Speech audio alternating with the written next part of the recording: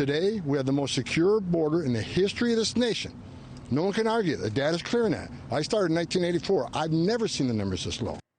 All right, that was in the last hour. The border czar Tom Homan speaking today at the White House. He and President Trump celebrating these numbers, these encounters, the numbers of encounters. You see the president's social media reactions as it's at all-time low.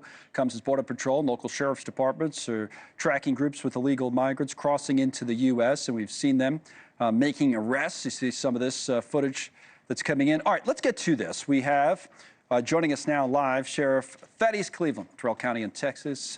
Sheriff's also a former Border Patrol agent himself. Welcome back. You know, pop it up on the tablet, guys. I have those numbers on encounters because when you see it in a chart like this, it really stands out. The not only March, but February. I mean, this is ridiculously low numbers. What's the biggest factor? Howdy, Connell. Great to be on with you. And the biggest factor is going to be President Trump's voice. Look, that's not to take anything away from the U.S. Border Patrol. They've done a great job getting back to their positions on the U.S. Mexico border, but President Trump's voice has made the biggest impact. That's interesting. What's interesting, and I'm not surprised you're saying this, but what's interesting is you use the word voice rather than action. Voice. What do you mean? Yeah. No, again, look, we look at the last 4 years under the Biden administrations. He let the world know you can come to our country and enter in. What President Trump has done is sent the message you're not going to come here illegally. I believe that has truly made those numbers that low. Yeah. But with that, Connell, I must say with that, it's up to Congress now. President Trump's done his job. He's got the numbers low. Congress has to act and get some reform done to fix some of those laws. Okay.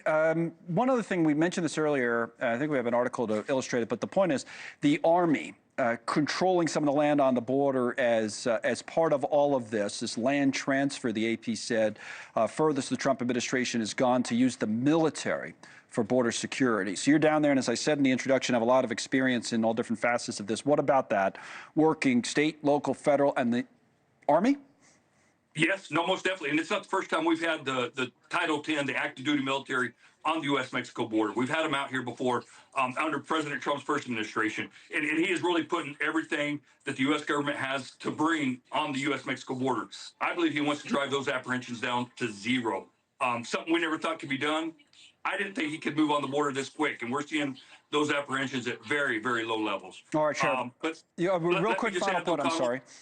Okay, go ahead. No, go ahead. I want you to finish your point. Yeah, I was going to mention, so even like, drones being used along the border. We've said, for years, why not use the U.S.-Mexico border to train our soldiers to look for real-life targets, to train our soldiers. And there's many other training opportunities that can be done. Okay, thank you. Sorry to rush you along like that. I didn't mean that we just had a lot of news this hour, but thank you, as always, for coming on, Sheriff.